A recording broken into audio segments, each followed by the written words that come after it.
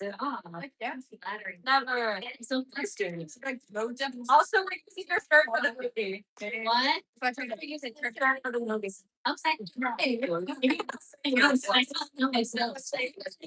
It's probably like I bitch and guys. I think I'm wearing clothes. That's good. This guy gets it. I'm just so fucking weird. I was her. Yeah. How is she saying? Are you guys playing right now? No. Okay. We're playing. Thank you.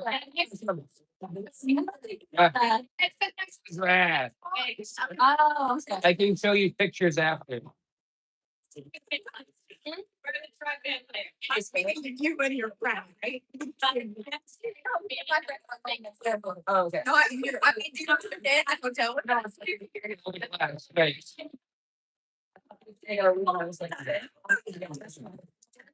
I wasn't sure. It wasn't too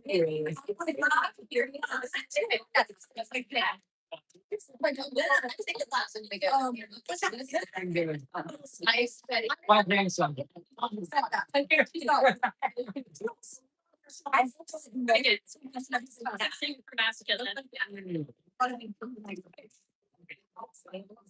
Like, no, I another person. You had such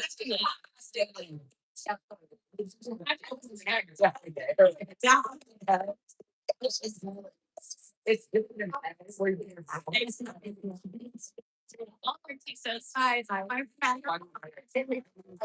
I'm still outside. But like also,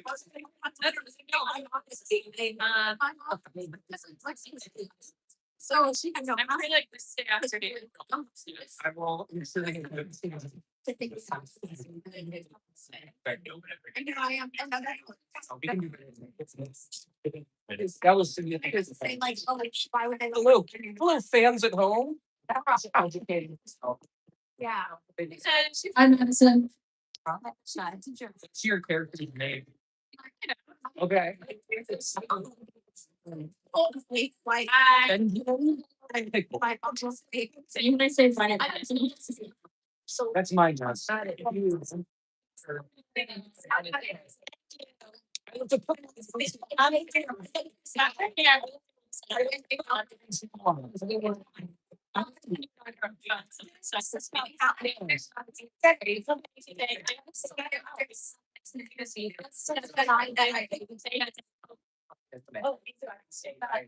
I'm just trying to think of like the Trump.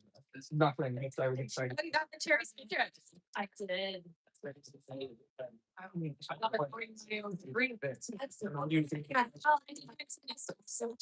Ours is filed. I see that. It's just cute. I said it's funny, but it's like I was thinking my dad's little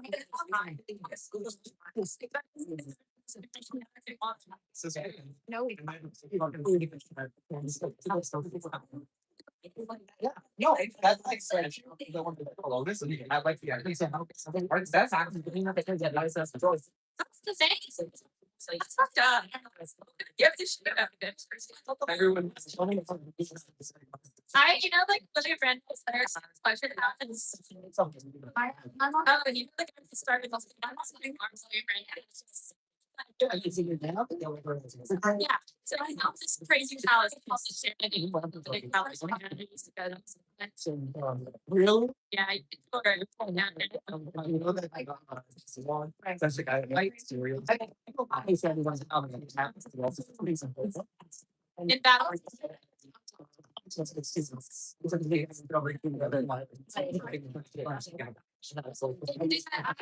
Got the copy anima. In my yes, like how it's at. Like I'm more than happy to and one at the apartment. Also, we had like cereals. Yes. That's also why Graham is in the friends. Always.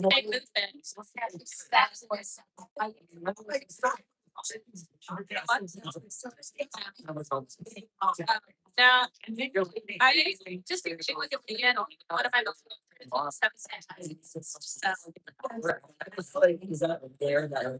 No, but he wasn't an advocate. I'm not. Right. Yeah. That's about. I like my mom. My dad's mother. Yeah. Which is like I mean, that was very exciting. That's what I gotta say that's like I gotta probably all the damage go over. This was gonna that's the one this is they're like well, they were like, Jesus, come up and act. No, he did. we'll be. We'll see. So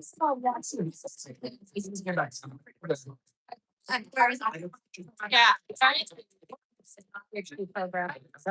Okay, like in more after perhaps I just see the house as I put it in. I'm not really just like after it happened. I'm not. Until the like what? Yeah. It is a really good connection. The Antichrist did just take him down. For things like film. So anyone interested in people, that's great, but recording this is what I From Texas, of course I've seen them. as is the main. Yeah, if you don't think the patrons industry, it goes maybe it's a big deal. I thought that's just a good, like, I've never been rich. The lady, I don't think they have a like California. The next breaking star in universe. No, I mean, I'm so sorry. I'm so sorry. I'm sorry. I have to say it again. So they made us today's president hardly it's I have to be also because like scary they figure out what is yeah. Is that like so there, but I accidentally did the high school and then I'm not telling me and like like, oh, wrong switch out. We're fine. I don't know about that. I think yes. Because I found it first. Those first mistake. No, like when that like this will break down. Yeah. So if I Yeah. so you're gonna say maybe do like a real big accent right in that. Well, he's not he's actually trying to get into the FBI. So So you guys are killing. yeah, we can hear about this. We're not locked down. Like what's going on? Like some guys sat outside with their gun on their face. Yeah, so crowds. I think it's like next time I saw like there's each time I say and got out. I was just yeah, I know that's like it's been pretty yeah, it's been rush over. That's the great, yeah. So yeah, the Alice highlight something it's full ball big so I'm gonna say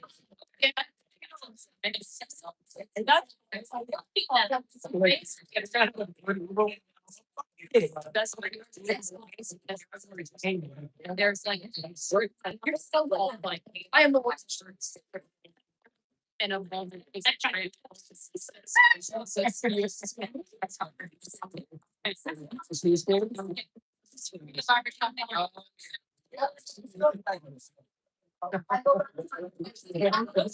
Is going over and they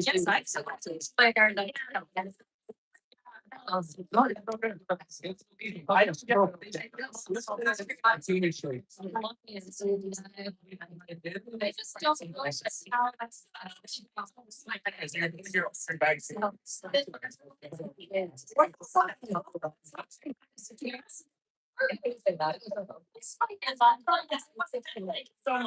I still can't believe I got the finance.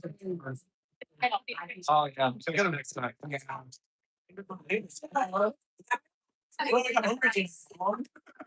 But you have blue ways. I'll be your stand. Yes.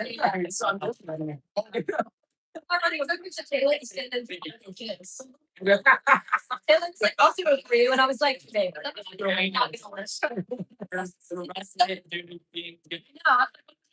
be fine. You can have me in a politics.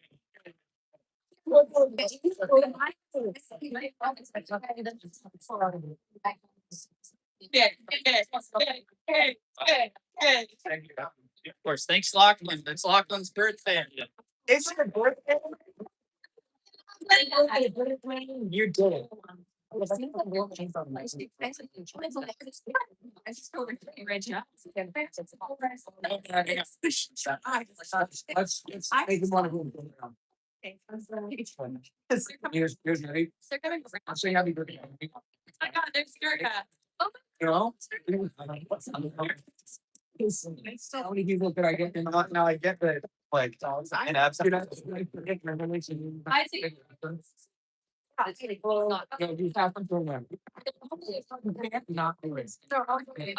So good. Thank you. She goes, you know, we're trying on fits for the film. So let me like do my hair nice, like on the weekend. I know. I sent her like 100 pictures today. I was like, yeah, this shirt or this shirt.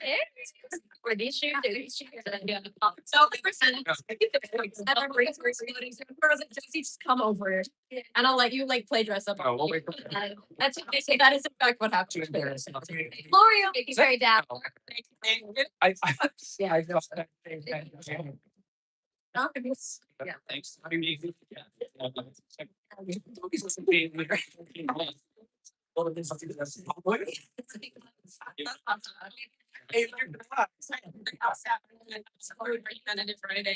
My trash, my seats. I just wanted to ask you this, right? I saw that.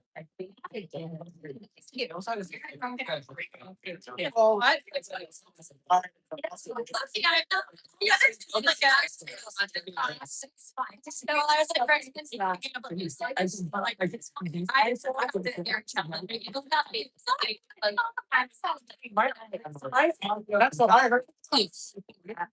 I said he's good. In the trash, is it real? Is it like that? Oh yeah. No, but like just by I accepted all your classes. My like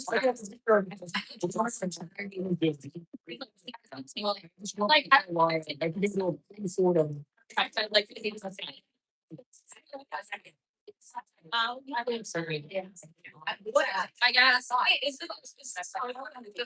guess. Yeah, yeah, I gotta see.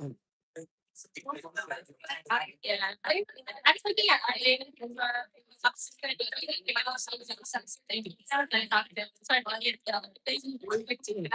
yeah, I decided I don't know. I wasn't like you've done so.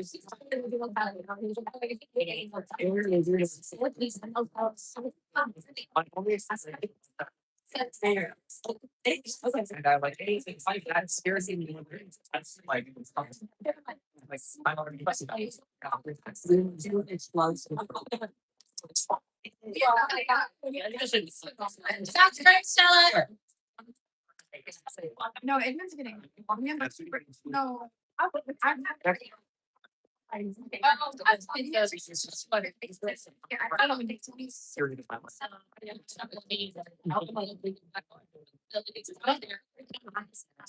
Yes, that is about this responsibility. Last year was my year of like on the illness or so. I've been to one serial back. All right, no, I've been This is actually my first time even attending a stand-up show. My first show the stand-up show, I think, or second year as a stand-up. Yeah. I was in a hospital. Yeah. yeah, I didn't actually. So this is. Wow. I did stand up in a but Yes, I remember that. Yes. Not him. I'm so mad about that. It's like, my mom was me.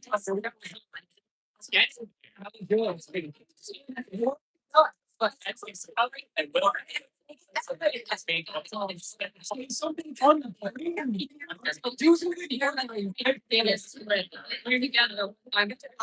So sorry. Can I see your hair? It's collapsed. I answered it.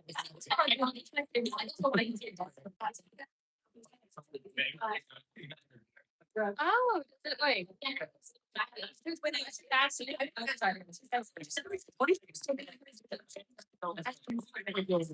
Good night, Dad. I talked to my company about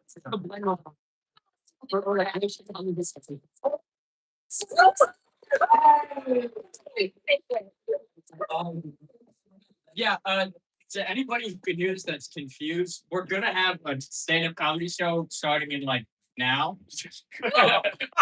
If that's gonna bother you, I'm so sorry. I have nothing to say. That's where this that part of this ends. We're just getting started. So, content warning. I'm going to talk about this first bit is a story about me losing my virginity.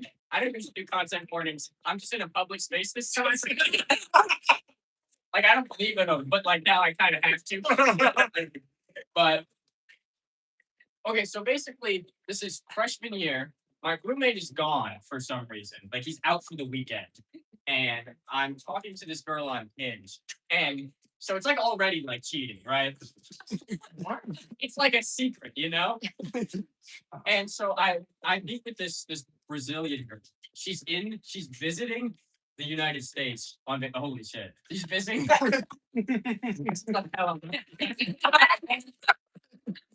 I'm Asher, by the way. I'm going to be sharing a lot of things about myself. And I'm going to be talking for a minute. And yeah, just to let you know, I feel like we might as well know each other. We're going to be doing all this, right? Okay, so she has on her Hinge profile, she wants to Netflix and chill. And I was like, okay, but you're like from Brazil. Do you mean that like for real? Or are you confused?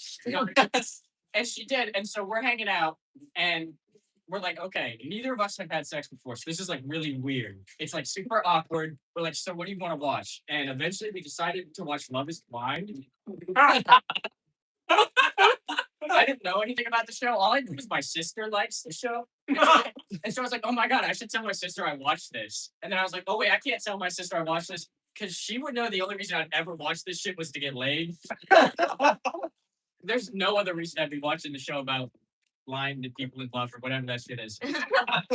But so yeah, so we're doing that, and we get pizza and we get root beer because she's never had root beer before. I'm like super excited. I'm like, dude, we're gonna have root beer. It's gonna be like a real American experience. It's just great. On a trend, you're doing everything. I'm like, man, this like doesn't count for her at all. So then we have sex. You guys know how that works, and if you don't, that's not my story to tell. So we move on from that, and so I'm like, so because it's both our first time, so I'm like, yo, like, how was all that? And she's like, dude, that root beer was like hella good. She didn't say like me. She talked like with her own mannerisms and accent, but that's like what the vibe was. And like honestly, I get it. I think root beer over sex with Asher is like not a bad take. But it was like right afterwards. The root beer was like a bit ago. And then she left.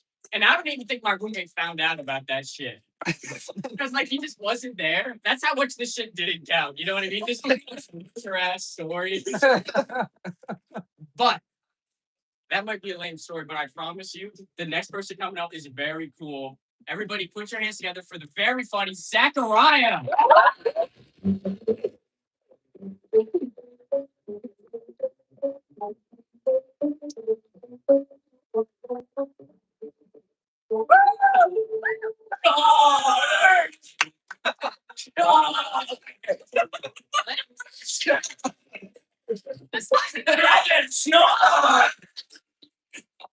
All right.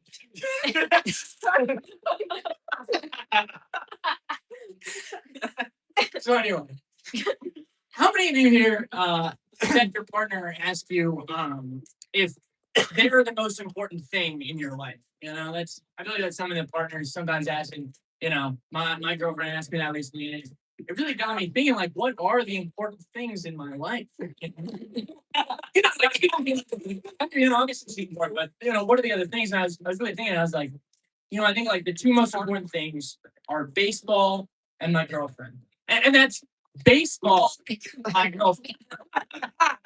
And before you think, wow, this guy's a real asshole, be glad I didn't pick football. I picked baseball, and that's a nerd sport.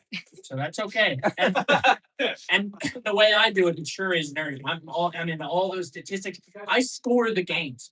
So I'm sitting alone in my room watching the game. And right now I'm watching the game. I'm watching grown men hit a ball, and I'm going, oh, that guy just hit it off the wall. That's gonna raise his BABIP. That's batting average. Like 0.23 points. Oh, geez. I write it down in my little book. And then, you know, that goes to show just how nerdy that is. But I think even in its inception, I think baseball was created by a nerd. You know, I can just imagine this kid, you know, on the playground, like playing like soccer or some shit. You know, all the kids are running circles around him, and he's like, hey, why don't you throw the ball to me? And you have to throw it like about like this here, like this far, this range.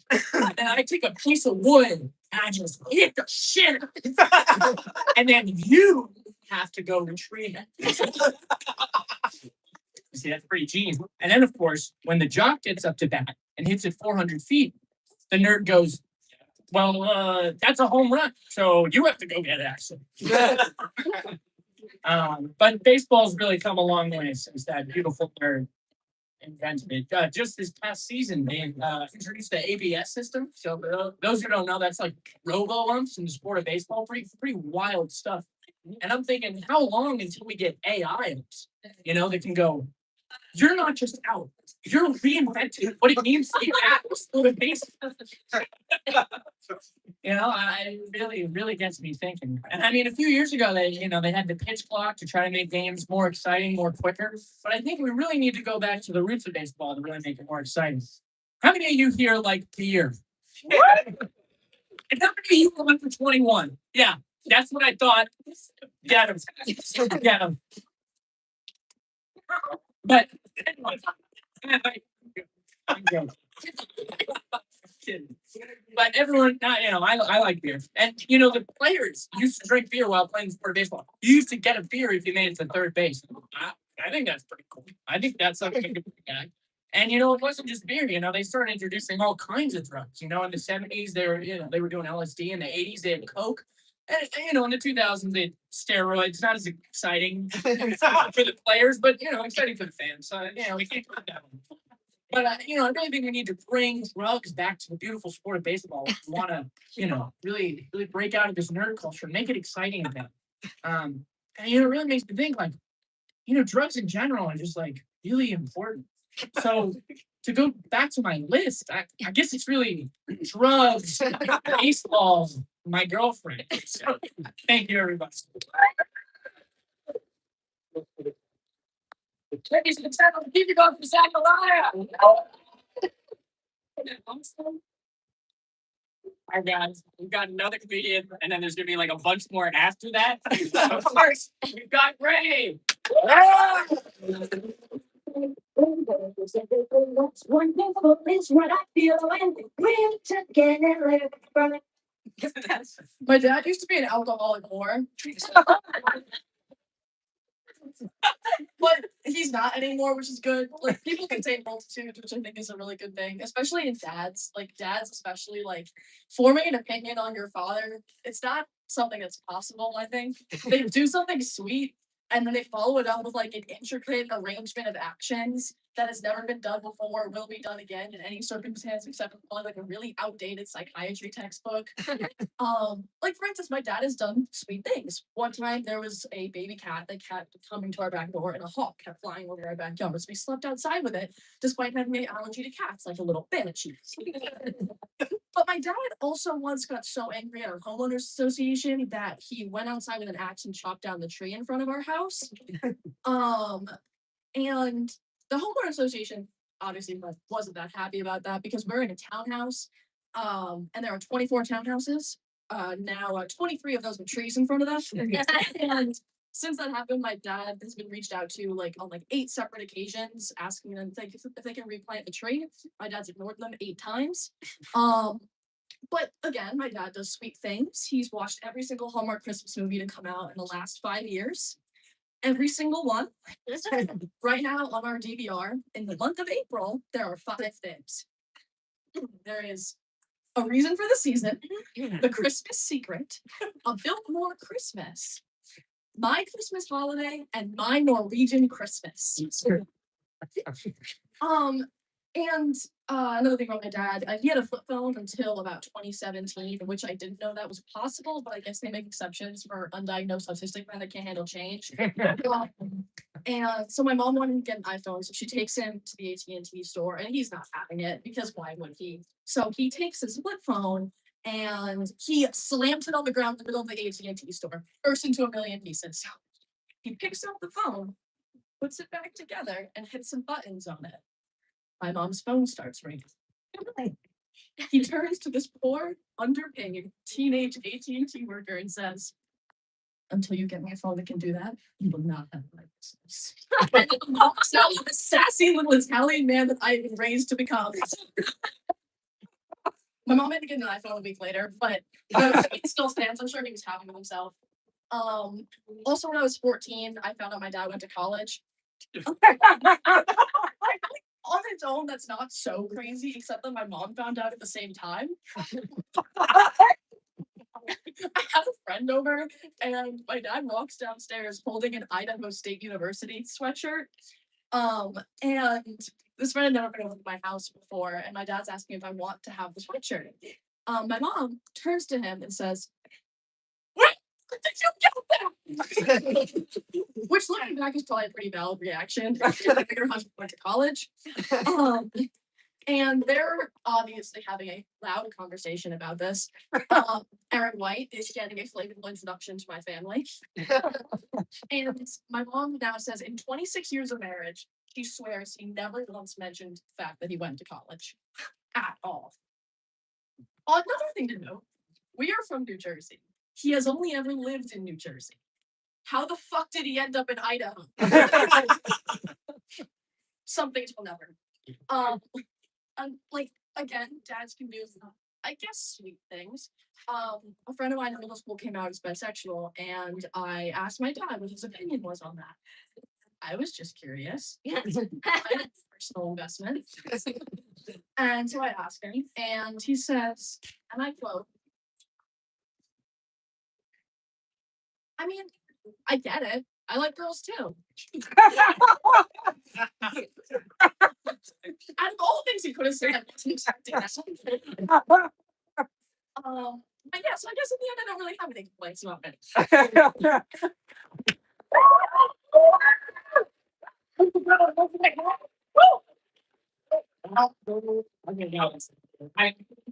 I wish my dad was an alcoholic, or he's just like a loser.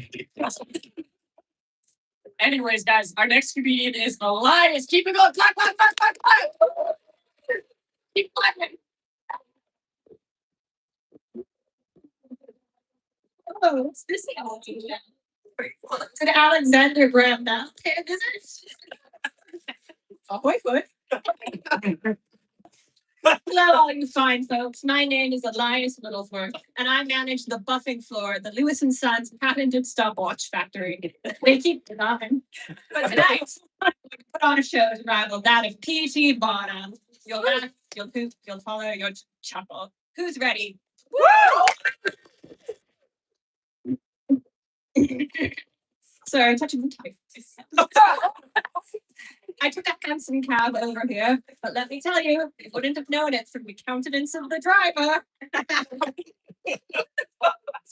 Now, how about that President McKinley?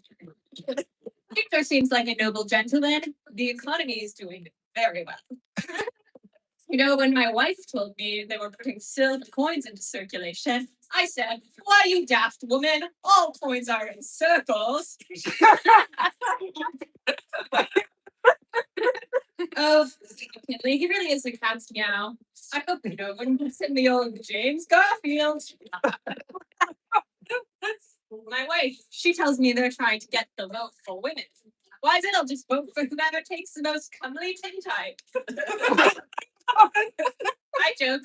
We all know that the fairer sex equals us in intellect and rivals us in virtue. What's that my wife insists? Now, how many of you fought in the war with Spain? Yeah.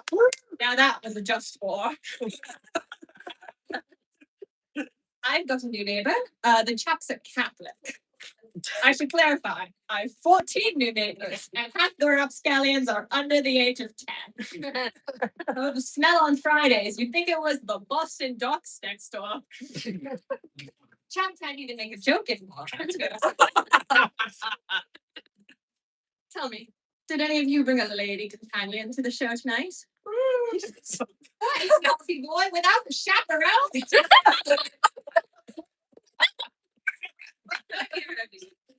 No, it's very sympathetic about romance. You know, my wife, my manager at the stopwatch factory came over for dinner the other night, and Mrs. Elias Whittleworth, she says we have to impress her. So you know what the woman does? She goes out and she buys a head of celery. Celery.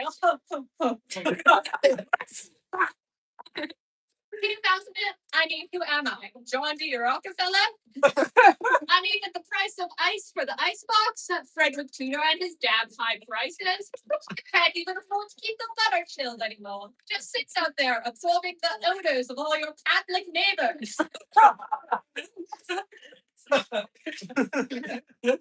No, though. I do hope your date goes well. I mean, just the other day, a strappy young lad came over and asked for my daughter's hand. And I told him, I don't know all about you young folks and your modern marriages, but I think you better take all of her. Well, it's been a fine shindig this evening, but that's my time. You can find me at the Lewis and Sons patented stopwatch factory. They keep the time, or at the pub, until the temperance union gets me.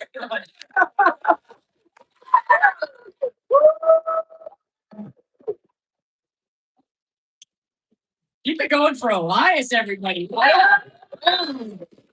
year is this guy from? What's the light change of pace? Everybody get ready, get excited, get clapping for your president, James!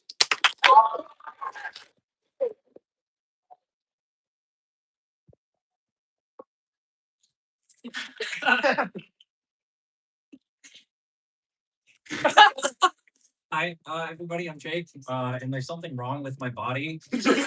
Ever since I was a little boy, I loved making kidney stones. And let me tell you, they just don't know what's wrong with me. But when I was in middle school, I had to get a surgery. Now, I'm seeing a lot of concerned faces in the crowd, but this is one of those funny surgeries, so don't worry about it. So in middle school, for context, it was the fall. For more context, it was the day that the that Romeo and Juliet, the sequel, was released. So this was the release day of Sherlock Gnomes. But 2 weeks later, when I got back to school and Sherlock Gnomes was no longer in theaters, I was greeted by a lot of concerned people who were wondering questions like, "Where is Jake? Where'd he go? Where is that guy?" And I had to answer all these questions. One of the people asking these questions was a math teacher whom I disliked. The location I was being asked these questions, a bathroom. There is a staff bathroom. He was not in it. He was at the urinal asking me about my kidney surgery and telling me fun facts about how they used to do kidney surgery when he was a boy. When I was a boy, they would have just taken out my kidney. I said, "That sounds awful. Have a nice day." I hated this guy for another reason. This guy, he would always say, if you got a test back and you say, "Oh, I did good," he'd say, "You didn't do good. You did well. Superman did good." First of all, stay in your lane. You're a math teacher. Second of all, Superman does Batman, and then Batman does Superman, and then we'll take out And then maybe if they're feeling it, they do a little mouth stuff. I'm gay. Next thing, relationship, your family a little weird, particularly as you get older and they start to know you less.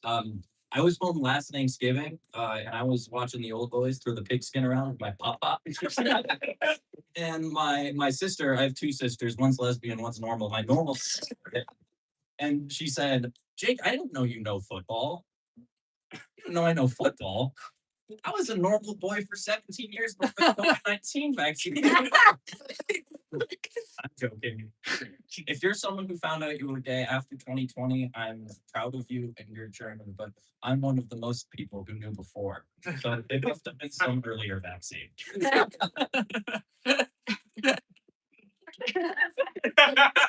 Before the COVID-19 pandemic hit 350,000 Americans in the year 2020.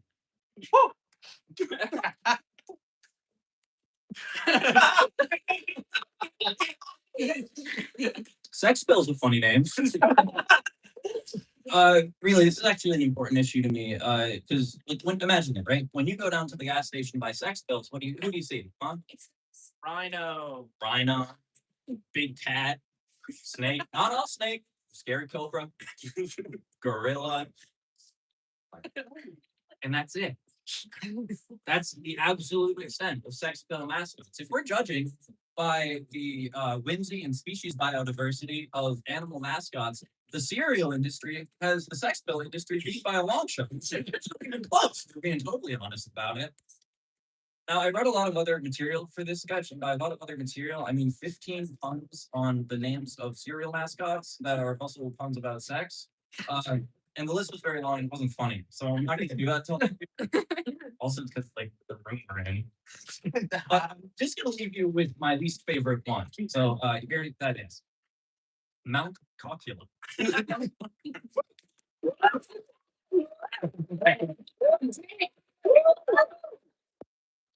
Vaccines plus something. And next up, we got a guy who definitely wants to do mouse stuff with Superman. Ephram Stand-Up.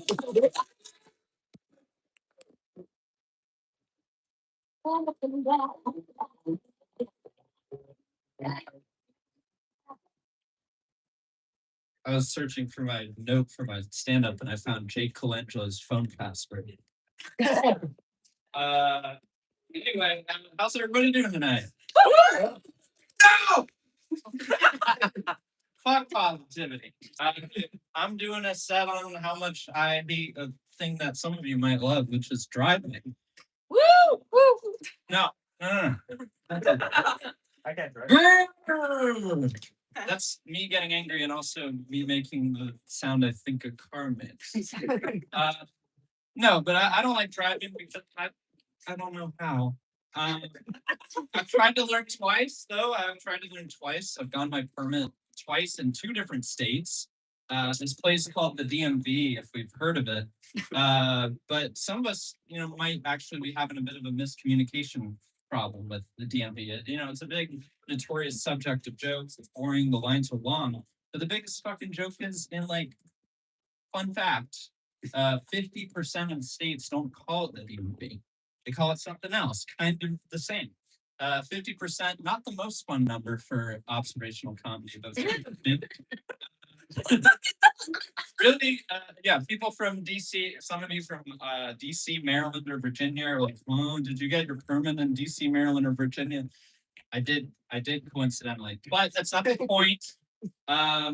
The other 50% of you that live in states where they do call the DMV are confused and are asking yourself, why make this joke? Why is this a joke? The rest of you keen observers might have noticed that local governments across the country are taking out their fucking thesaurus and calling the DMV something like Department of Driver Services or Motor Vehicle Administration. And this is crazy. As a kid, I thought it was universal. It's called the DMV. But I guess it's one of those classic, Mandela effects where you think something is true, but it wasn't. Did Mr. Monopoly wear a monocle? Or what was the name of that president between Obama and Trump? Did we have one? It's all very confusing and aggravating. Grrr. Anyway, I didn't learn nothing from driver's ed. I learned that if you get to a car accident, you could have a seriously lucrative career doing PSAs. And I love watching PSAs. As a film major, it was cool to analyze them. We watched two driver's ed that stuck out to me.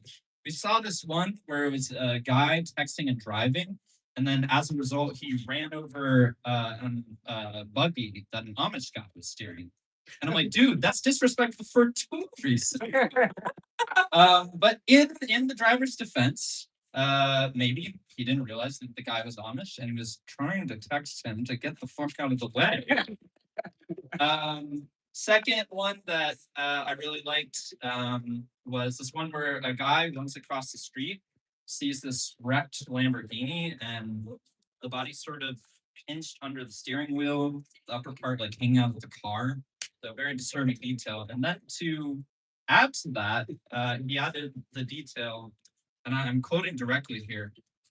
I remember how he moaned. This guy moaned at least this loud. And then I apologize, audience, but I'm going to do the moan. Oh!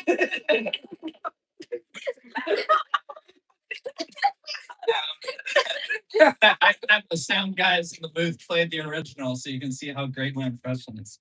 But typing and moaning clip into YouTube is not a good idea. What I don't understand is like, why does it add? It's already such a horrible visual detail. Why make it worse with that noise? Like you can't get out of your head. Why put it in mine?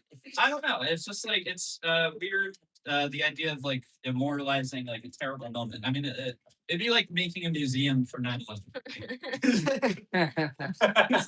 Speaking of moments, anyone remember having vivid wet dreams growing up? Yeah, I wouldn't admit to that either. I don't have wet dreams anymore because I'm a grown up. I had one the other night though that was the opposite. He's a dry dream, I guess, like a dry dream, I guess we call it. So in this, I'm seeing this girl in my dreams, and she was like, we should have sex. That'd be a good idea. And I was like, no, I want my first time to be special. And I walked away. Dream me is a cold ass motherfucker.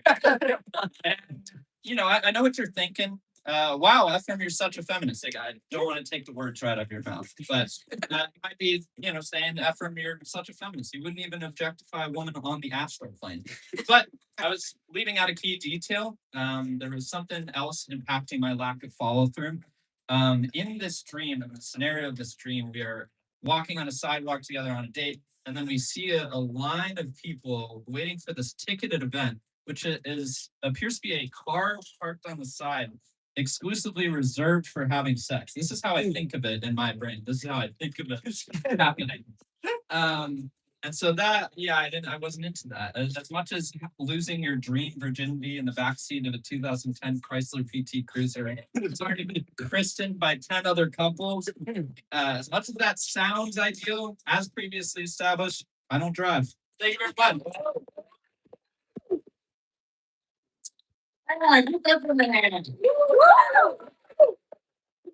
Oh God, I think you know what time it is. It's women time.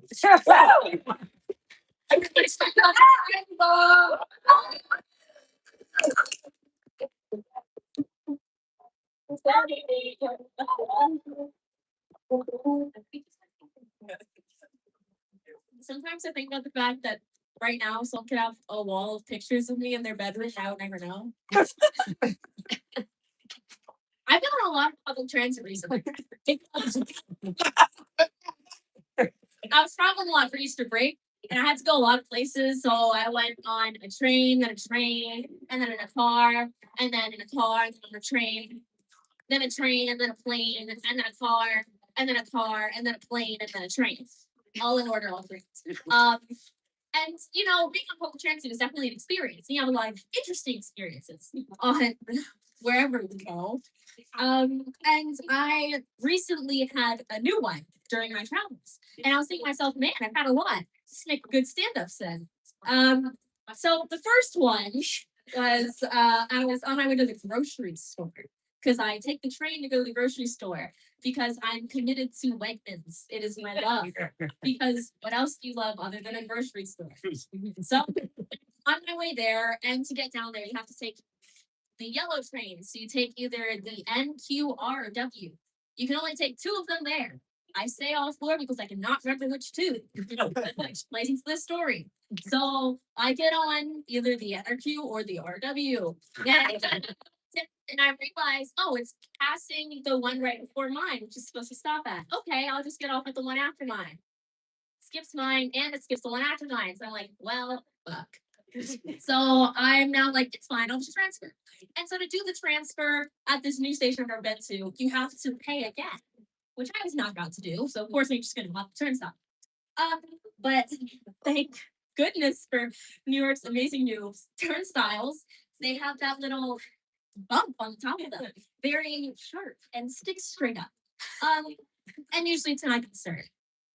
But this time I had my bag and I had my little cart for my groceries. And so I'm going over this turnstile and I'm balancing. There's no one around. I'm taking my sweet time because the train's not going to be here for like 4 minutes. And so I'm going over. I take the first step. I'm like balancing myself up top so I don't fall because I'm not very tall. And I get through the first one and then I'm going through the second one. My foot slips a little. I just fall straight down the turnstile. Now I'm over.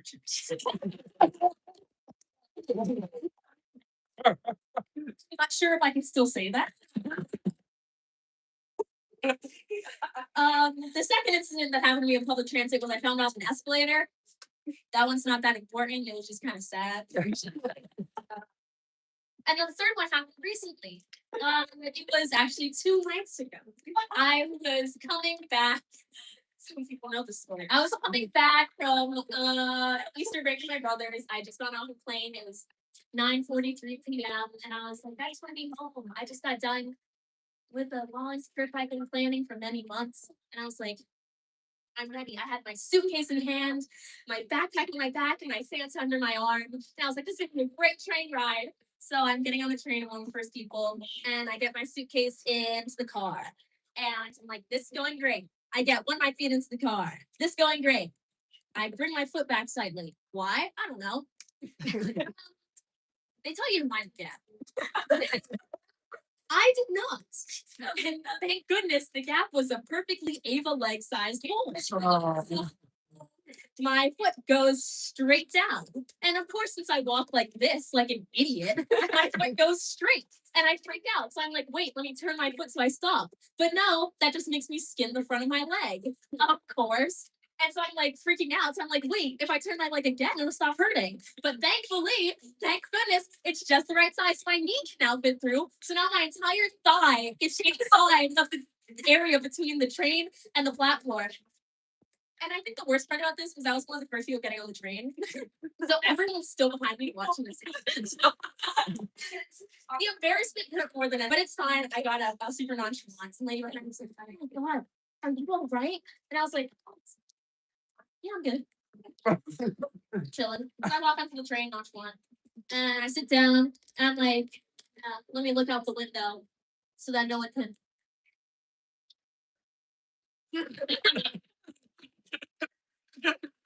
So yeah, that's when I got this. So that was not fun, but it's okay. Everything worked out in the end because my fancy was fun.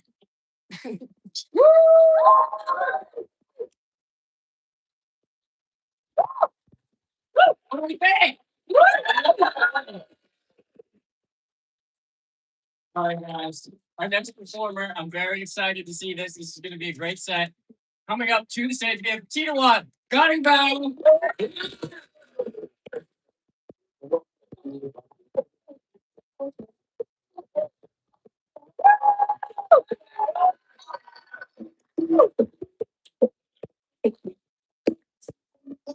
Oh yeah. Oh yeah. But they gave me a mic. At least 2 people will find that funny. Yeah, as evidenced by the music and this very shirt, I am going to be talking a lot about my parents' home country of Thailand.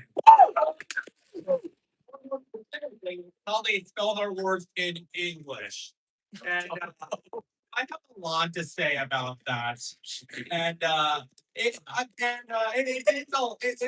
a lot of feelings I have about it, but I only have 5 minutes, so there's only like a select few things I can talk about. Starting with my very own name. Now, as evidenced by after saying it, you think that it would be spelled like this if judging by the pronunciation, just T, Theethawat, right? Well, you'd be wrong. Boom. Check this out. Check this out, Paul. Theethawat. Now, that has caused a lot of confusion for me in my life. And yeah, I can explain why that is. So, my mother specifically chose this name for me because I was a nice, young, smart boy. And THE, what it's like the starting name of a Z, which would be a nice little fancy contrast compared to which is it's just pretty nice, Mom. Thank you very much. That's quite cute. Now you think that replacing T with TH would be a good thing, right? Wrong. Here's the example I'm using. This is the name of a nice little neighborhood called Tonglaw. Now, Tonglaw means molten gold, and I'll get to that in a minute. But Tonglaw, the neighborhood, it's pretty nice. It's got a bunch of little shops. It's even got like the little places for all the tourists to hang out. And so you think that's nice and innocent, right? But and from what I said before, it felt like this. And judging by what you're looking at here, a tourist might read this and mispronounce it as Longmore. Now, first of all, Tonglaw actually does have a few nightclubs. You can have a bit of fun there. Yeah, but here's the thing. There's actually a way better place for that. This name kind of misleads you into thinking it's the best place. No, that best place is like 3 stations to the west, and it's called Nana Plaza. It's a pretty dirty place. It's where all the dirty stuff happens. Best of all, it's where your thong lord can actually be found. I would say this though, the experience you might get there might be as golden as the molten gold at Tonglaw that it means pretty much, or perhaps even at the restaurant that is named after this neighborhood. I haven't even asked it yet, but I'm sure I'm sure it'd be cool. Now, one more example, and probably most infamous example that I have today, is the name of Bangkok's main airport. Now, reading off this sign, it is we usually call it Suvarnabhumi Airport. Yeah, and see, this looks like kind of normal. There's a lot of few weird letters, exceptions you don't see here, but for the most part, Suvarnabhumi should be normal. Here's the English setting. Now, you all notice that there is a BH instead of the PH that should be here. And that is mostly, and that's sort of the whole Thai sort of things, just like accidentally putting in like the wrong words. And that's a bit of an issue, but that's not the issue I'm going to be talking about here. No, I'm going to be talking about the vowel at the end because it's apparently supposed to be pronounced firmly spelled as Suvarnabhumi. And it's wrong, but I can't blame the English transcribers for spelling it like this. Because this is supposed to be a vowel. Yeah. This I can thank you. This is supposed to be E. This is a vowel. You're supposed to pronounce it. And they pretty much kept that right from all the Thai people when naming this. Yeah, it's a come on. Just give me my fucking vowel, man. That's what I'm gonna boom. You're gonna put it all there like it's been translated. It's not coming there at all. God. But yeah, there's a reason why a lot of this happens, and that's what, and it's because the Thai language is more or less a transliteration from Sanskrit. And I get for wanting to stay true to your roots, they have a lot of cool origins to it. We like to pay respect to our elders, right? Well, guess what? Guess what? There's a bunch of other languages that do still pay attention to their elders, but they also make it easiest one to pronounce. Japanese, Chinese, they have a lot of tone systems, and especially Chinese. You have like the tones right there within all the pinyin, and it's very consistent. I'm like, this fucking vowel. And no, I would like to say, I think we are ready to leave this whole transliteration thing behind, this whole Sanskrit thing behind.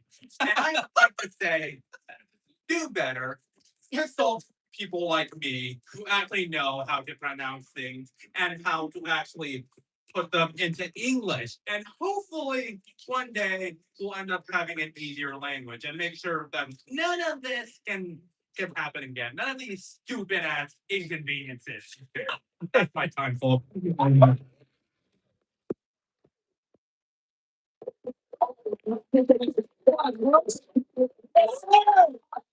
I just found out he's been doing 4 TED Talks and heading up Fordham's linguistics department. They really liked his set. How are we all doing? What are the vibes in here right now?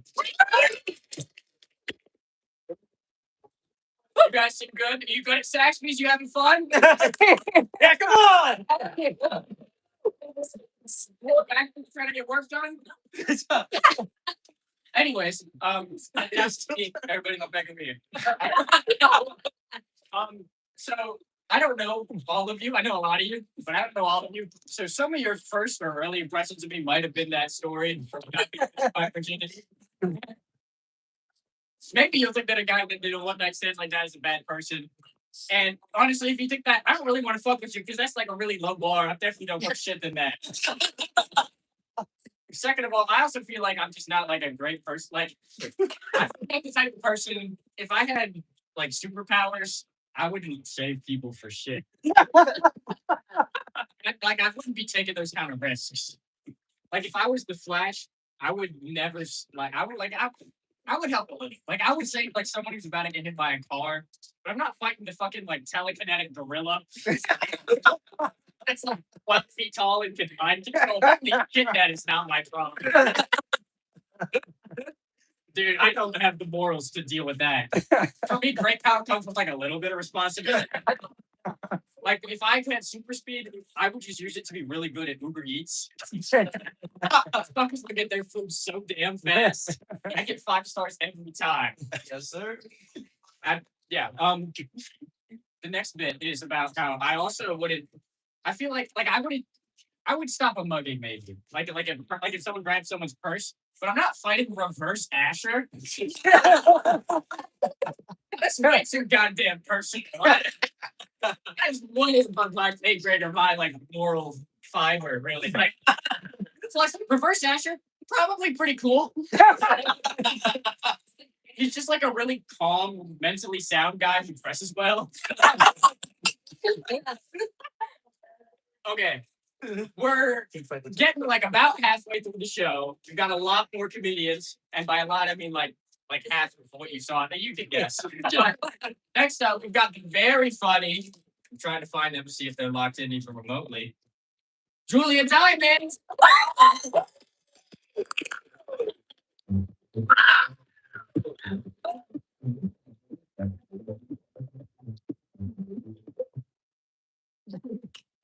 that introduction is actually low-key a lead into my joke. If you know like Ashton specifically one word. Do you ever meet like a new group of people and like the group leader, you know, you're all sitting in a circle and the group leader's like, all right, let's go to the circle. We'll say name, favorite color, favorite ice cream, and pronouns. I don't know why that would happen. Happens to me a lot. All right, no, I've got a fun story for you guys, but I need to give you a little exposition first about my dad. He's an interesting guy. He's homophobic, but once he told me I would have a great tongue to be a lesbian.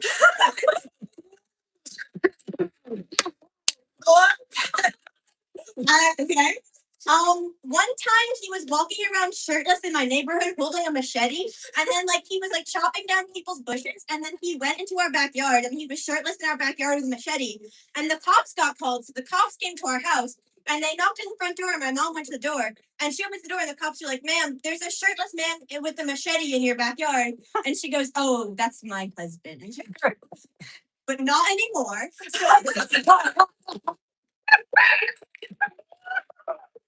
Back to the barn. I was thinking to tell me, like my dad decided he was gonna take me and my sister on like a little fun trip to, you know, prove he was still gonna be a part of our lives before he shipped off to the MILF condo in Milford. We call his house, that's just what we call it. So he decided he was gonna take this group of us hiking on Mount Monadnock, which is this like mountain in New Hampshire. So, you know, not a big hiker, but I like nature. We take, you know, we go over the car, we're on our way, and I want you guys all to close your eyes for a sec. All of you, every single, yeah, you too, Sarah. I'm gonna close your eyes and picture you're hiking up a beautiful mountain. The sun is shining. It's a beautiful day. There's not a cloud in sight. The birds are chirping. The trees are green. You're walking next to your sister, or if you don't have a younger sister, just picture someone close to you. Who's 5'2", blonde, diagnosed with anxiety, and should be 100% related to you. And then your dad says he'll be right back, and he walks off the path into the woods. And then you hear, what? And then he comes back out of the woods after some screaming, and he's wearing one less shirt. One less shirt. It happens again. He says, we're walking up the mountain. He says, he'll be right back. He goes off into the woods, and we hear, one less shirt. He was wearing 3 shirts. He comes back, one less shirt. We get to the top of the mountain. We're all on our way back down the woods, and I'm not going to make the sound effect, but by the 3rd time, my sister and I can hear the explosive diarrhea coming out of him. Not that deep into the woods, okay? Not that deep. So we can hear it, okay? And he loses his shirt. He loses the 2nd shirt. He loses the 3rd shirt, and then he loses his balaclava. The shirts. You know, some people, when they talk about, you know, they might have like trauma from the woods or mountains, they talk about bear attacks. My dad had explosive diarrhea on Mount Monadnock. But no, like a lot of my family members, they're kind of weird. They have issues, but like my favorite, most beloved family member with issues is my cat. You know, she has like an infected eye, so it like looks like she's crying 24/7. She has anorexia. Like it's actually bad. But you should laugh at that. Oh, what? Okay. Anyways, but one thing that she is really good at is catching mice. One thing she's not good at is killing mice. So one night, and then you know it's 2:30 a.m. I might as well go to bed. So I'm in my loft bed, by the way. So I sit up. I have a little plank boarded into my wall that I can put my phone down and plug it in on. You know. And then I lie in my bed, I close my eyes, and I hear the dulcet tones of my cat ascending the ladder to my loft bed. She knows how to do that. She's really smart. Then I feel a sharp pain on my left leg, like right here at the ankle. And for context, the loft bed ladder's on the right side, so you would think it'd be the right leg, but you know, I think it might be my cat's claw. Then I sit up and I look because obviously, and she's like peeking her head out. She's not into the bed yet. Her just like front paws are in the bed, so it wasn't her paws. So I look around confused. Maybe she dropped a bug into my bed. Perhaps a stink bug is falling from my ceiling, and it hurt me somehow. And then I feel a movement up my leg, and I hear squeaking, and all of a sudden it's running around in between my pit legs, it's on my pit legs, and I hear squeaking, and I realize that a mouse is running around my leg, it is running around, it's running like it's trying to him, and I start screaming, and I swear to God, if I wasn't wearing a pad, had, he would have gotten it. Oh. Yeah. Yeah. Okay.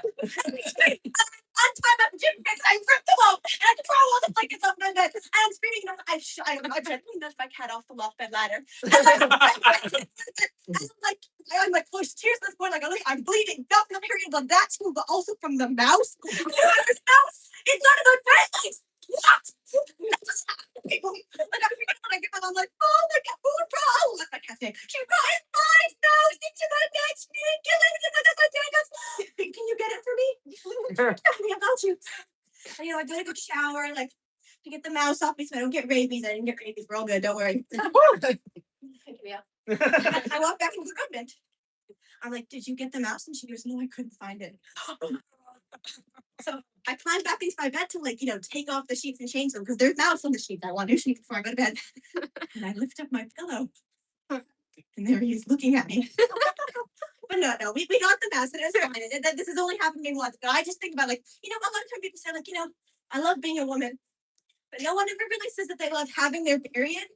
But this was the one time that if I didn't have my period that particular night, I would have to tell people that I checked out number 67 and 100 on the right.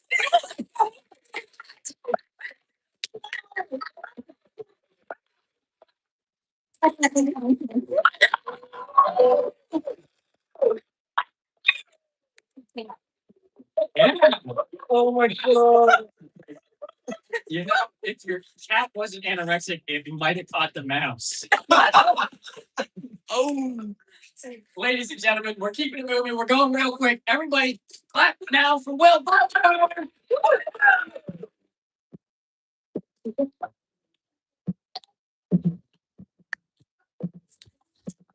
How we doing tonight, folks?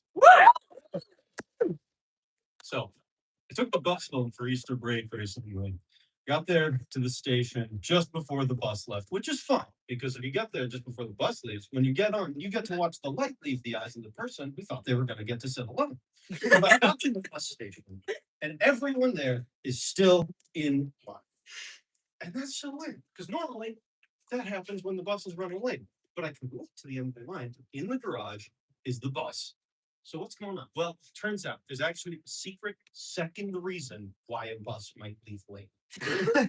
Look out into the garage, and the driver stood next to the bus, looking down into the sort of undercarriage luggage area, shouting, "Get out of the luggage bay, genius!"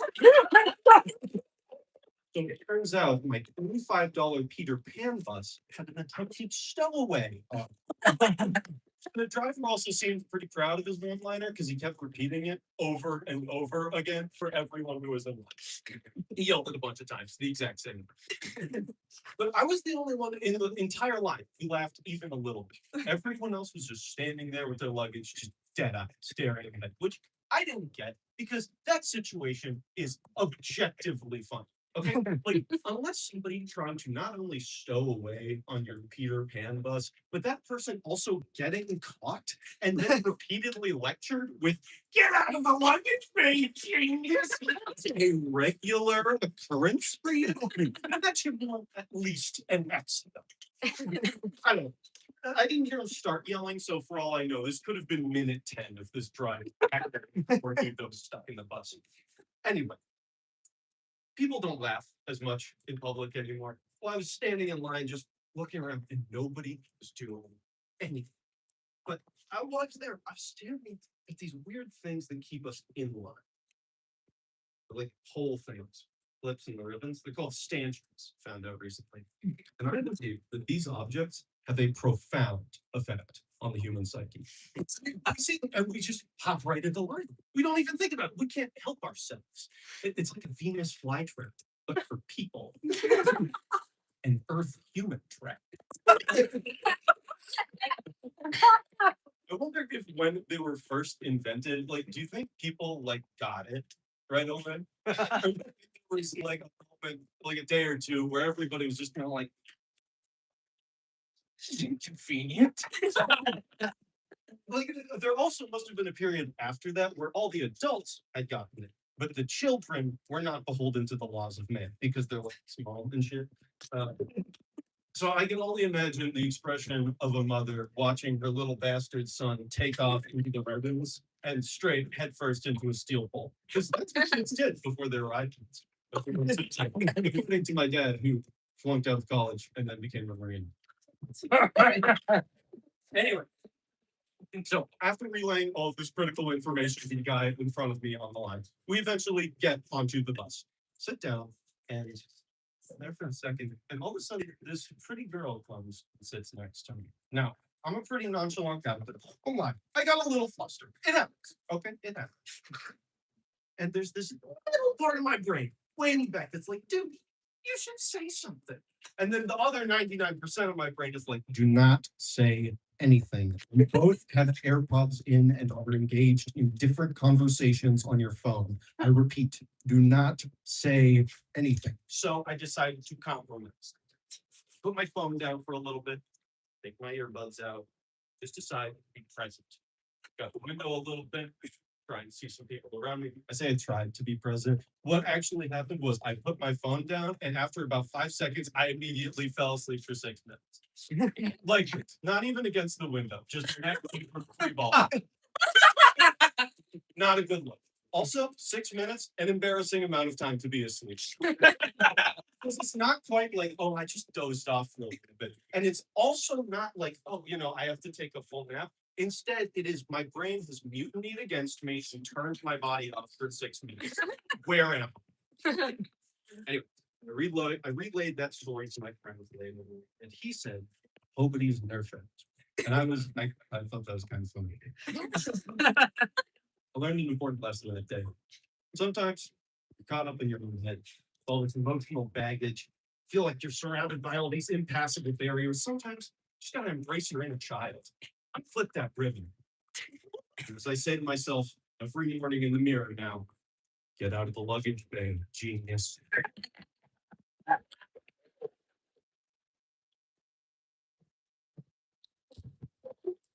Well, that guy's been great. All right, everybody. We're reaching the end. We've got, I think, like 4 comics left. Everybody keep it going. Next up, we have Idman.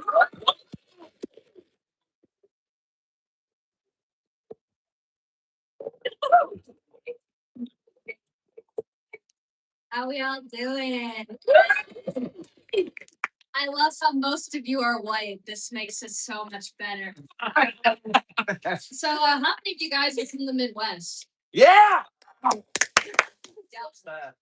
makes me sad. So, I don't know if y'all can tell. Maybe you can look at my skin, or maybe you can look at my hair texture, my comic large forehead. But I'm pretty sure you can guess that I'm 100% Minnesotan. That's topical. I'm just fucking with you. So I'm Somali, and we've gotten a bit of a reputation recently. They say that we're frauds. They say that we scam millions of hardworking white Americans out of their hard-earned. I'm sorry, that's a Tanya Tetlow. This is a great and topical joke. I can't lie though. Sometimes it looking sucks to be Somali. Not even like in the I hate my race sense. More so in the God, we're pragmatic. Let's just do a hypothetical. Let's say you're 7 years old. You see your older brother gets a 20 because it's special. He actually is special, but you don't learn that till you're like 11. You go up to your grandma. You ask grandma, hey grandma, why can't I have a 20? When am I gonna get big kid money? And then she tells you you'll get big kid money when you're a big kid. She's fucking big now, yeah. So you go up to Yale. You're all big, you're all grown, you're important, you're going to college, you're getting a job, you're in the real world. You ask your grandma, I'm about to leave for college. Do you think I could maybe get some of that big kid money? Your 4'11" grandma looks you dead in the eyes and says, fuck no, you got a job, pay me back, bitch. You're not laughing as much as I thought you would. Now, who here uses Twitter? Who loves to use Twitter? Please don't. Beautiful, great example of the dynamics in my family are illustrated in my father and my mother. My father, he's your run-of-the-mill centrist liberal, Think a liberal. During the unfortunate ice raids in Minneapolis, which is a very fun winter break. I went up to my dad. You can laugh, it's okay. I went up to my dad. I was like, "Hey, Dad, this whole thing's pretty awful. You know, we're getting abducted left and right. Our hairdresser got deported. This is true, by the way." And so he turns to me and then he goes, "You know what? We have to fight back. We have to stay strong." He had a ChatGPT ellipsis in his speech. And we're not just reliable as a community. We're Somali strong. It was wonderful. I call my mom a little bit later. I know what my mom always says, aside from, "No, you gained weight." So I call my mom and I go, "Hey, Mom, you know, how do you feel about the whole ice raids and everything?" And this 5'7" hijabi who has a really, really bad arm goes, "Oh, I beat the fuck out of a Minneapolis police officer, dog." This is true is up to your interpretation. It is objectively no, this is true because it's out there. She's out there fucking pummeling the Minneapolis Police Department. Statistically, one of the most brutal police departments. And I'm over here like I can't look my RA in the eyes because her voice scares me. Yeah, no, that puts that into perspective, isn't it? The anxiety's a bitch. I would say I would get it diagnosed, but I'm too scared to go to a doctor. That's good. But you know, there are times where this anxiety just kind of dissipates, such as let's say you have friends that you don't really like for some reason. It's not you, don't worry. It's not you, don't worry. I was back in Minnesota over winter break. And Minnesota is such a fun place because you do nothing. So we went to Wisconsin. And so we were out in Hudson, Wisconsin. Why were we in Hudson, Wisconsin? I really love taking edibles. And Hudson, Wisconsin, my friends who I fucking hate, decided, let's just pull a little prank on little Idman, huh? Put the rug over her eyes. So my best friend of 10 years, so she says, picks my car and then she swerves around in the Hudson, Wisconsin parking lot. I was really, really sad. Not because it's my car or anything. I busted that shit like a million times. But because my precious edibles were in that car. So I ended up running in this Hudson, Wisconsin parking lot for 5-10 minutes. It looks really, really embarrassing. At a certain point, I just stopped. I go, you know what? Fuck it. I'll just let them win. I go to the lamp. I just kind of sit. I just kind of lean back. You know, I'm taking in my surroundings. This motherfucker swerves her car up to the lamppost right in front of my face. Give me a strip tease. It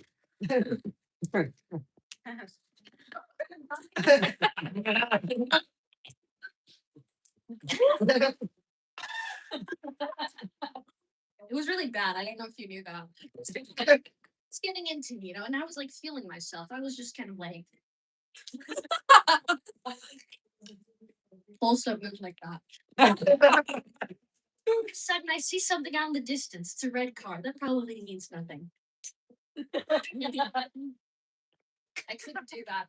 Red car suddenly gets closer and closer. That probably doesn't mean anything. At a certain point, it was just uncomfortable, so then they make me get in the car.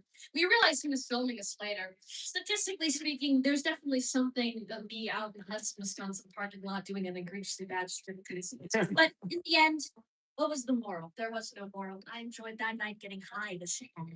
I think that's solid.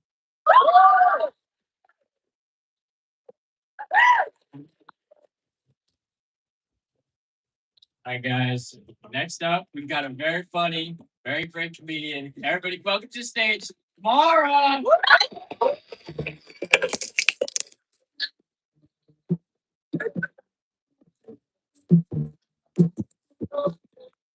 Everyone, this is really difficult for me to admit. I'm a film major. I started out with an English major freshman year, but I felt like people respected me too much, and that scared me, so I just had the film on really quick. And because I'm a film major, I like to go to Saturday Night Live tapings and sit there thinking about how I could do their jobs better than them. I never touched a camera, by the way, but I just think if I believed in myself hard enough, I'd get the hang of it. And I was at one such taping my freshman year of college around October. I was flying high going into it. My friends and I had good spots in line, and not to brag, but the night before, I went to juniors with my Rose Hill situationship. So I was feeling pretty good going into the studio. And for those of you who don't know, let me just walk you through the Studio 8H layout. You've got some seats on the floor by the stages for friends and family, and then the lucky people who won the lottery and definitely didn't sleep with Lorne Michaels.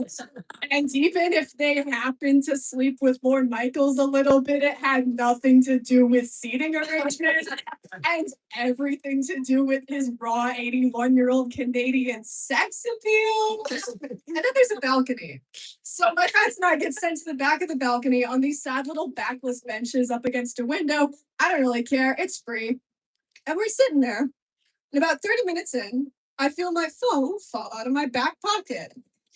And then I hear it fall behind the bench against the window. And I'm like, I'm going to get a bad grade in studio audience. So at the next commercial break, I raise my hand, shaking like a dog in a thunderstorm. And this page comes over and I explain my little predicament. And mercifully, instead of telling me to kill myself, she calls me to the security guard. This guy is terrifying. He's like bald and has to be twice my height. I was sitting down, so it was hard to tell, but I'm pretty sure he was still pulling 10-6, which was twice my height. And he takes his like fancy little NBC branded flashlight taser combo and he points it behind the bench. And I see my phone sitting pretty on a little ledge underneath the window. And I'm like, great, that's my phone. At the next commercial break, we all stand up from the bench and he pushes it forward. And the number of phones on the ledge has gone down exponentially. Next to the ledge, because we're in a structurally sound building, there's got to be a floor there. No floor. There is a web of tangled cables that appears to contain about no phones. And then at every subsequent commercial break, every single person sitting on this bench has to stand up while this 20-foot tall security guard launches his hand into the web and searches for my iPhone 8. By the end of the episode, there are 5 other people on the bench. All 6 of us won't be dead. And then the episode ends. And I just want to go home and cut my losses. I don't need a phone that bad. I've heard fax machines go for pretty cheap. And then the page looks at me and she points at me and she goes, "You, stay." So I sit down like the good little studio audience member I am. And I watch for 20 minutes while a team of the national broadcasting employees dig through the web for my phone that doesn't exist anymore. And when they can't find it in the web, the same 30-foot tall security guard comes over and he asks if he can call my phone. He can't because they make us turn our phones off when we go into the episode. So I tell him that. And then he rolls his eyes at me and he scoffs. And I start apologizing profusely for committing the cardinal sin of following directions. And then he looks me dead in my tear-stained cherubim 18-year-old face. And he says to me, "Relax, it's a comedy show." Yeah, I bought this a week later. Now, all of the benches in Studio 8H have backs. That's my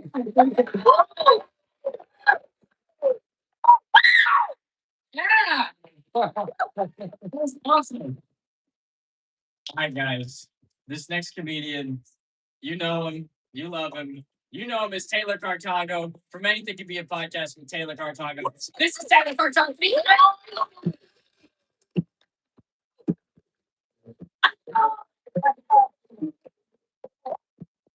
How's it going, guys?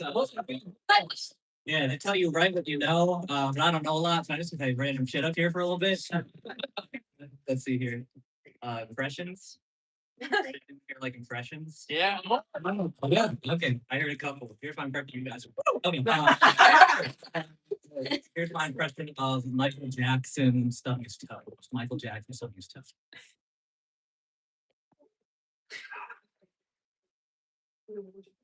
Thank you. You're not gonna want to do that every time. It's my impression of a Twitch streamer at a barber shop. You'll put that. Yeah, impressions. Yeah, you guys like impressions? Yeah, this one is the first guy to invent the microphone. First guy to invent the microphone.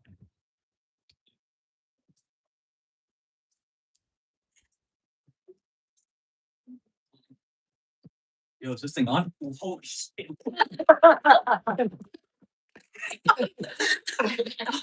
Yeah, okay, I'm done with the impression. Yeah, doctor. I went to the doctor the other day, and he told me that I'm allergic to apples.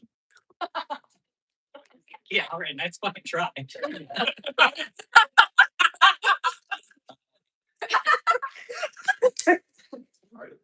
like impressions. Yeah, this is my impression of a guy with deja vu. You're gonna get this one in a little bit. Yeah, here's my impression of Bob. You got the Bob Dylan? Yeah. He has a distinct one. Here's Bob Dylan going to the fridge and smelling some stuff. Okay, so it's like Bob Dylan, he like just got food, like he cooked himself food, he's cooking food. Maybe like a pasta dish, makes sense, a pasta dish, right? And he eats he cooks it, he eats a little bit of it, but he makes a little bit too much, so some of it in the fridge. Right. And then he's like, okay, well, I have some for later. That's good. But he's only one guy. He lives alone. He's Dylan. So he like goes on a little trip. I don't know. He's like performing, or maybe he's just on a vacation. That's for you to decide. And then he comes back and he sees that the pasta is still in the fridge. It's been like 2 weeks and the pasta has gone bad. This is my impression of Bob Dylan going to the fridge and smelling a bad pasta dish. He's on it.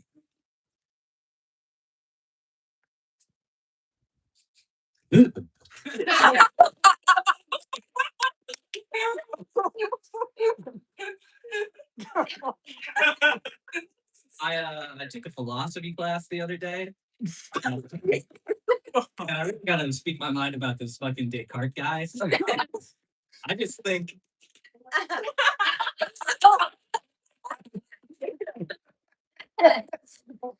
yeah, impressions. You guys like impressions? Here's a good one. This is my impression of a horny Frank Sinatra.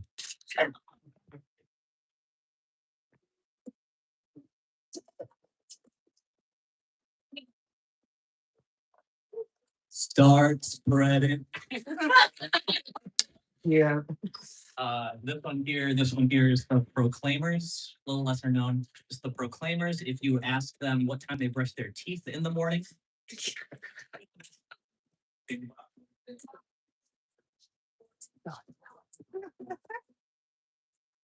when I wake up, thank you.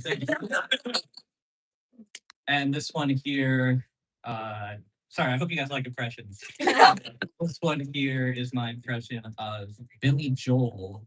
Billy Joel, if you ask him how many lives a cat has.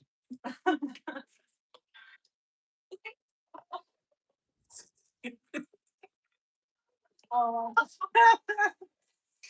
So it's like, how many lives does a cat have? He goes to Billy Joel. How many lives does a cat have? He knows the answer. He doesn't get through the web. Okay, so he's like, okay, I don't. This is not my impression. It's not the impression. No.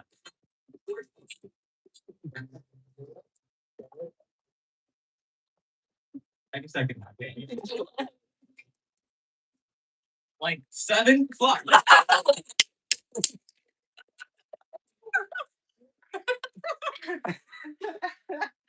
Here's my impression of the guy with deja vu.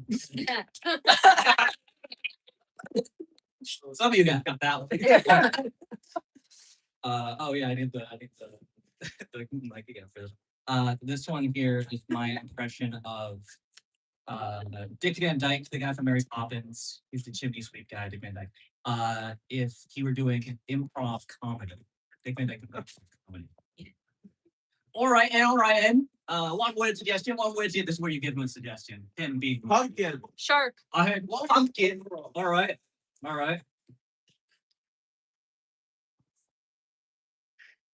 It's not playing. 1 second. This is not part of it. Yeah, now I gotta wait for the YouTube ad. Which of the following banks do you associate with our members? None of them. Bank of America. All right, this is my impression of. I'm sorry, I forgot already. Doing improv comedy. The suggestion was pumpkin.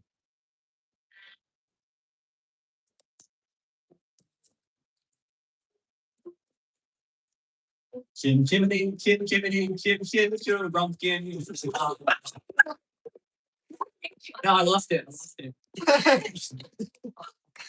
All right, that's my time, everybody.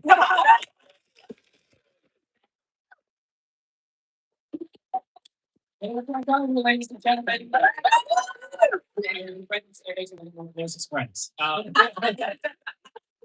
Okay, we're wrapping up. There's gonna be one more comment after me. I'm just gonna do a couple of things, one more story, and then we're gonna go to Colin, our last comedian. But first, I just want to thank everyone who helped put us together. Thanks to OSI.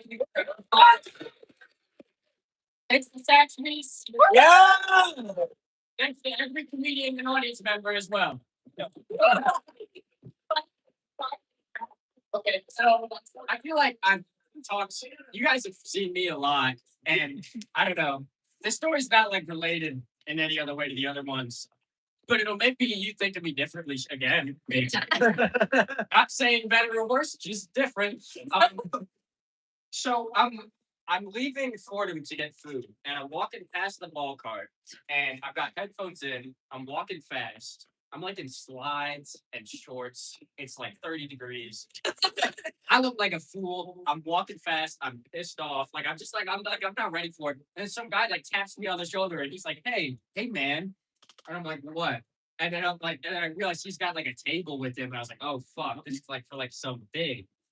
Charity scam, right? And they asked me to donate money to charity. And I was like, whoa, this guy tricked me. First of all, he came over to me talking regular, like, and I thought he was just trying to talk, but no, he wants something, which is rude as hell. And then he says his little pitch or whatever, and then he goes, "Hey man, are you from Baltimore?" Which is weird as hell to say to a white guy. First of all. Like if I was black, it's racist, but it's not. So it's just weird. It's weird because he's kind of like I'm kind of from that area, but not like really. You know, it was weird that he clocked that shit immediately before I even said anything. I just looked pissed off. Mind you, I'm still annoyed because I'm on the way to pick up some food's already made, and I have headphones on. One ear is like this, the other one's still on. This fucker's just trying to, and so he's like, "Okay, we're raising money for kids with autism," and I'm like, "Oh god." I don't know how to be upset with this guy. This is like a real thing. I thought he wanted money for like his like basketball, like a club or something, you know? But this is like a real thing. I'm like, dude, I'm gonna have to give this guy money. That sucks. I wasn't planning on doing that. That wasn't in the budget. It's from it was from a gift card. I had no plans. So I'm annoyed. So I'm barely like, I'm just like, because I'm gonna give him money, of course. But like, I don't want to like make him think that I want to. So you know what I mean? Like I'm on the way out. And so I'm looking at him, I'm barely paying attention, one headphone off. And he's like, yeah. So most people do 200. Minimum donation is 100. I was like, what the fuck? Minimum donation $100, and this is right outside of Fordham, by the way. I'm like, you are an evil man. Asking college students for a minimum, like I was like, okay, I'll give the autistic kids $25. Like, I was like, that's like a reasonable thing I can get tricked into doing. They're getting $100. I was like, whoa, this is way. But like at this point, me and him have talked for like 3 minutes, and he's really enthusiastic. Which is like they should be. Like it'd be bad if they like really didn't care. Like, oh yeah, we're gonna raise money for this autistic child. Like if he has to care. Like, I know, but we're in this economy line, and I can't leave without giving this guy money. So I'm paying for the $100 donation or whatever, and then my card declines. And so that's like embarrassing because first of all, that means I don't have $100 on my shit, and that's like fucked up and all. And then I'm like, and I have to like pull out a different card, and then it goes through, and then I leave. I get my food and I go home, and I like avoid him because I don't want to talk to him no more because he pissed me off. I'm like, dude, that totally ruined my whole budget. And then I get an email saying that I got a fraud alert. And it's like, yo, did you pay some random dude $100 for children with autism, whatever? And I just didn't answer the email. So I have no idea if they got my money or not. It's like the perfect amount of charity and not charity. There's like a 50-50 shot in my head that they have that money right now. And it's like, it annoyed me because the guy is like, she's like, oh, so why did you stop? Do you have someone with autism in your life? And I'm like, I'm probably like, I don't care for any, like I don't care like specifically for a person who needs like assistance. They're just kind of like around and I have hunches. Stop please upset to me. Like I wanted to go and like warn everybody walking by because they were getting everybody. They were ruthless.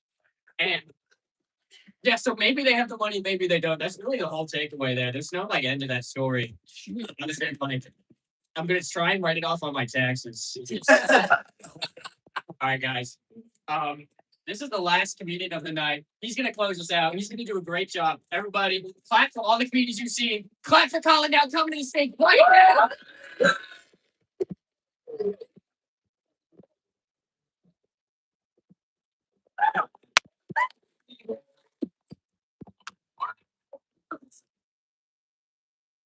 Folks, we face a myriad of troubles in our modern world.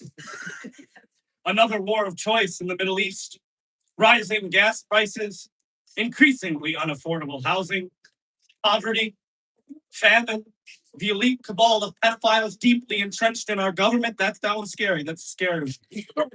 And of course, the more pressing issues, like Jim Carrey's possible murder, cloning, and replacement at the César Awards, orchestrated by the Illuminati. Is he real? I don't know. Let's play another game if it's 3 a.m. and I have work in the morning and I have to go to bed. We're just so doggone sad all the time. I mean, I don't even know if the real Jim Carrey is alive. What a world this is. But there's a problem we are entirely ignoring that I think really gets to the core of. Ladies and germs, I think we've lost the hype. I mean, when is our hype? Non-existent, poof, gone. We got nothing keeping us afloat. How am I supposed to cope with the revelation of a massive child trafficking network amongst the most powerful people in the world without any banger tunes? Oh, and don't misinterpret me. We had the hype. In the late 2000s to the early 2010s, we were hype. Question: have you been to a party of 20-something-year-olds recently? First. How was it, yes? Second, another question. If at least one Pitbull song does not play, is it really a party? I argue no. We had a man. No, stop! We had a man. I call him a man, but he's more like a folk legend, akin to a chupacabra or a siren, who would go into other people's songs and infect them with hype. We called him Mr. Worldwide. And that was the closest humanity would ever get to world peace. Another example. Macklemore, 2012. $20 in his pocket. A recession indicator, mind you. Saying the rather unambiguous lyric, "This is fucking awesome." And you know what? He was right. It was fucking awesome. It was. You can't get away with a lyric like that now. You can't get away with that. You want to know why? Why? Because it's a lie. Shit is not fucking awesome, dog. Just yesterday, I got back pain for no identifiable reason. This is the world we have to look forward to. Back then, we were musing about fantastical shit, like 10,000 little lightning bugs, giving you 1,000 little hugs. Have you seen 10,000 lightning bugs? No! Can they give hugs? I don't know. Someone should research that. But was it hype? Yeah! That shit sounds fucking awesome, only proving Macklemore's thesis further. I mean, just think about the opening lyrics to some of these songs, right? I've got a feeling that tonight's gonna be a good night. I throw my hands up in the air sometimes, saying, Ayo, gotta let go. Or wake up in the morning feeling like peanut out. Granted, in the time since these years, we faced a horrible virus that primarily plagued the country's elderly and young, uneducated Joe Rogan watching anti-maskers. November 2016 was a tough time to be alive. I don't know, man. We just didn't even have to try back then. It was always a good time, which is a song that we made. Just not hype anymore. These songs can't work now. 24-karat magic in the air.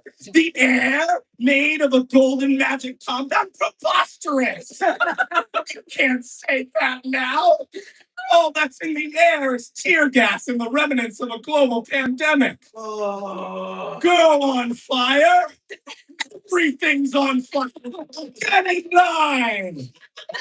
Safe and sound, anxious and uncertain. DJ got us falling in love. The DJ is playing Kid Rock, and I'm a little uncomfortable. Hey, soul sister. Hey, soul sister. Sorry about the strangely racial undertones of this song. Party in the USA. Party in the USA, and brother, you ain't invited. You probably don't want to go because there's a pedophile. For God's sake, we party rock, which is a made-up thing to do. So hard that we had to make a song apologizing for doing so. In fact, we partied every day.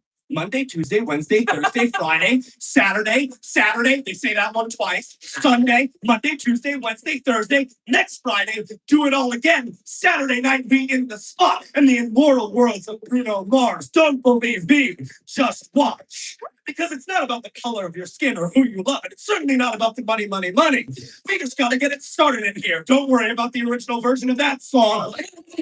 Have a feeling. Roar. Hey, sing it off, baby. So let me like a love song, put your poker face on and just dance. Maybe like Mick Jagger would.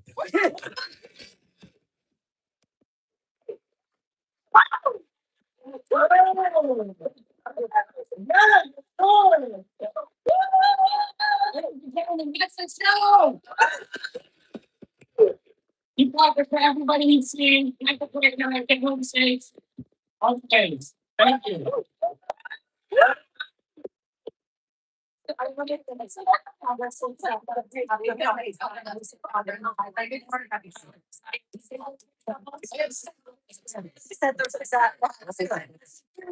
up there, you're straight on kids. Like, back to the thing, you really need to fix it. I'm actually like, it's just me. And it's not bad.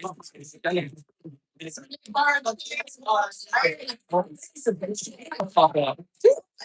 Everybody back. Oh, yeah.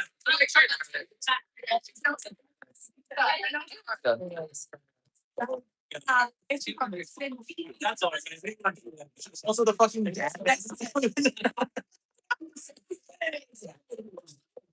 We put this out in the like. There was no. More together. Please.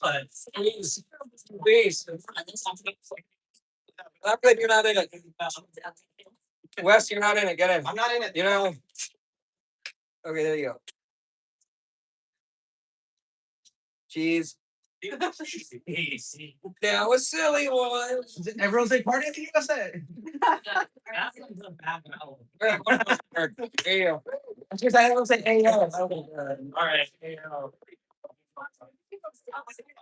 Oh, my head.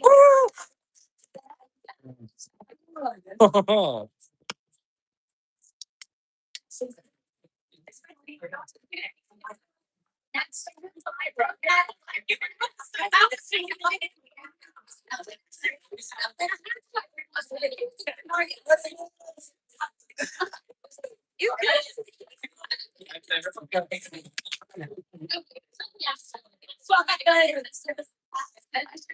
It's good.